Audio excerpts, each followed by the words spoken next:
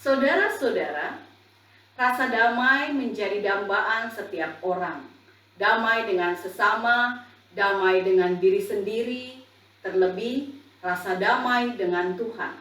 Pertanyaan sederhananya, mengapa orang memerlukan damai?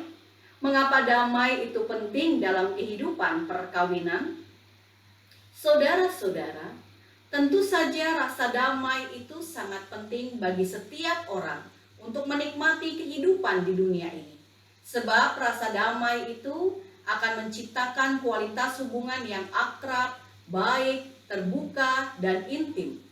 Baik manusia dengan sesama, ataupun manusia dengan dirinya sendiri, bahkan manusia dengan Tuhan Allah Sang Pencipta.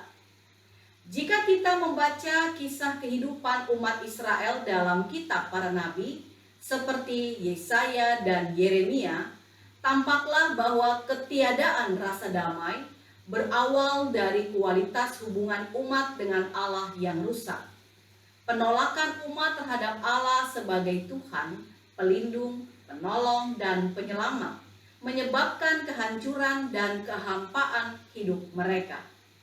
Firman Allah sebagai tuntunan kehidupan menuju damai sejahtera tidak diberlakukan. Justru ketika umat bertobat dan menghadirkan Tuhan Allah sebagai penyelamat, maka rasa damai itu tercipta dan terjaga. Jadi, rasa damai itu harus dimulai dari relasi umat dengan Tuhan, lalu meluas pada hubungan manusia dengan sesamanya. Di renungan malam hari ini, Rasul Paulus hendak memberikan nasihat buat jemaat di Korintus, khususnya kepada pasangan suami istri. Ada pasangan yang telah menikah dan berumah tangga, namun kedapatan berlaku tidak sesuai firman Tuhan.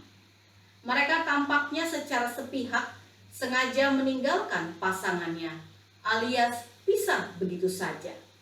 Mungkin ada yang memilih tetap hidup menyendiri, dan mungkin saja ada yang memilih membangun kehidupan dengan orang baru lagi tanpa ikatan perkawinan. Paulus memang tidak kawin karena keinginannya sendiri untuk pekerjaan pemberitaan Injil. Namun Paulus memahami bahwa setiap perkawinan adalah sebuah ikatan suci dan kudus yang melambangkan hubungan Kristus dengan jemaatnya. Kita bisa membaca hal itu dalam Efesus pasal 5 ayat 32.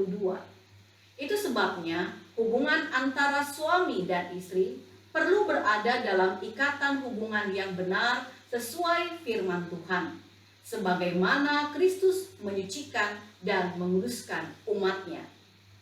Apabila pasangan suami istri itu berada pada jalur relasi yang salah, kurang ikatan karena rendahnya komitmen hidup bersama, ataupun karena keterpaksaan, dapat berakibat pada perpisahan secara perlahan dan berujung pada perceraian. Paulus memiliki prinsip bahwa tidak ada perceraian dalam ikatan perkawinan antar suami istri sebagaimana yang Kristus ajarkan.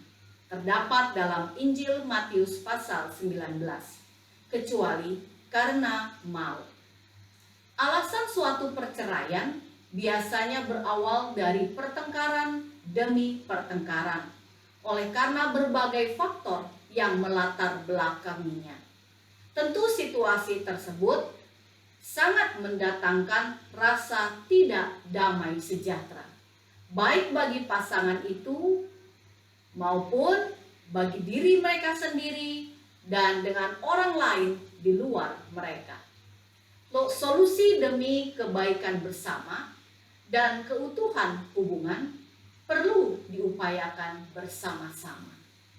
Pembacaan kita berbicara soal bagaimana suami dan istri yang hidup dalam Kristus patut dengan sungguh-sungguh berupaya menciptakan damai itu dengan menjaga ikatan perkawinannya. Artinya, solusi untuk memperoleh damai dalam sebuah konflik keluarga harus diupayakan tiap pasangan, tidak bisa satu pihak saja. Paulus melandasi perkataannya berdasarkan ajaran Tuhan Yesus. Ayat 10, kepada orang-orang yang telah kawin, aku tidak, bukan aku, tetapi Tuhan perintahkan, supaya seorang istri tidak boleh menceraikan suaminya. Demikian halnya dengan seorang suami. Dan seorang suami tidak boleh menceraikan istrinya. Dalam ayat 11 bagian B. Sekalipun terkesan di dalam beberapa ayat lain, dalam pasal 7 ini bahwa Rasul Paulus menandai pengecualian bagi perkawinan dengan orang tidak beriman. Jika yang tidak beriman itu mau bercerai, biarlah ia bercerai. Akan tetapi, sekali lagi prinsipnya jelas bahwa Paulus tidak ingin ada orang yang mengusahakan perceraian. Ayat 27 menyatakan, janganlah engkau mengusahakan perceraian, sebab Allah terlibat di dalam sebuah perkawinan Kristiani. Saudara-saudara, di dalam nasihat ini terlihat jelas bahwa Rasul Paulus sangat dipengaruhi oleh ajaran Kristus, bahwa apa yang telah dipersatukan Allah tidak boleh diceraikan manusia. Injil Matius 19 ayat 6. Termasuk dalam kesan kekecualiannya dalam pasal 19 ayat 9 di Injil Matius itu. Namun, Rasul Paulus memberi warna lain melihat di dalam kehidupan kota Korintus itu telah ada fenomena perceraian, sehingga Paulus memberi pertimbangan.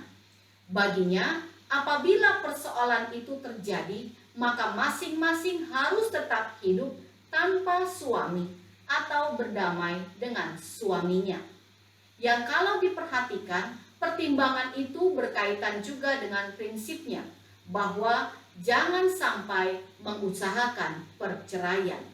Ini yang Paulus rekomendasikan berdasarkan perkataan Kristus dalam Injil Matius 19 tadi, agar menjadi prinsip bagi jemaat Korintus. Sekiranya mereka memerlukan waktu untuk berpisah, Paulus memberikan persyaratan yang harus dipenuhi. Mereka boleh saja berpisah sementara waktu, menurut yang ditetapkan bersama. Namun, keduanya harus tetap menjaga kekudusan hidup dan tekun berdoa.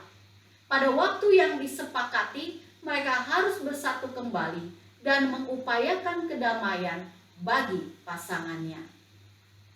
Keterpisahan sementara waktu yang diisi dengan doa dan permohonan kepada Allah akan memberikan kesempatan bagi tiap pasangan untuk mengevaluasi diri sendiri, sekaligus direvisi oleh Tuhan melalui firman-Nya.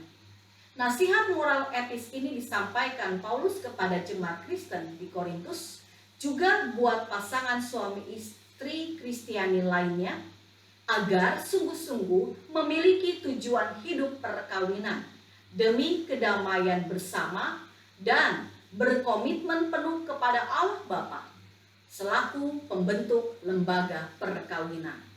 Tujuan perkawinan Kristiani itu adalah untuk melayani dan memuliakan Allah. Melalui surat penggembalaan Paulus ini, jemaat di Korintus dan kita sekalian yang menjalani kehidupan perkawinan juga perlu menyikapi berbagai konflik dalam rumah tangga, baik dengan pasangan ataupun dengan anggota keluarga lainnya, dalam hikmat Tuhan Yesus. Berdoa dalam arti meminta hikmat dan pertolongan Tuhan Yesus adalah suatu tindakan yang tepat dan benar sampai jalan keluar yang pasti ditemui. Berdoa berarti membangun hubungan dengan Allah dalam keintiman agar konflik yang dihadapi dapat teratasi dan tetap merasa damai. Berdoa di sini berarti sedia menghadirkan Tuhan Yesus dalam keluarga dengan segala persoalannya. Dampak dari ketekunan berdoa dan berserah kepada Tuhan Yesus adalah bukan perceraian yang bisa menimbulkan keretakan dan ketidakdamaian sebuah keluarga. melainkan yang terjadi adalah kita sedia bersikap rendah hati, mengampuni, dan berdamai sejahtera dengan pasangan dalam berbagai kondisi. Selamat berdamai, Tuhan Yesus memberkati. Amin.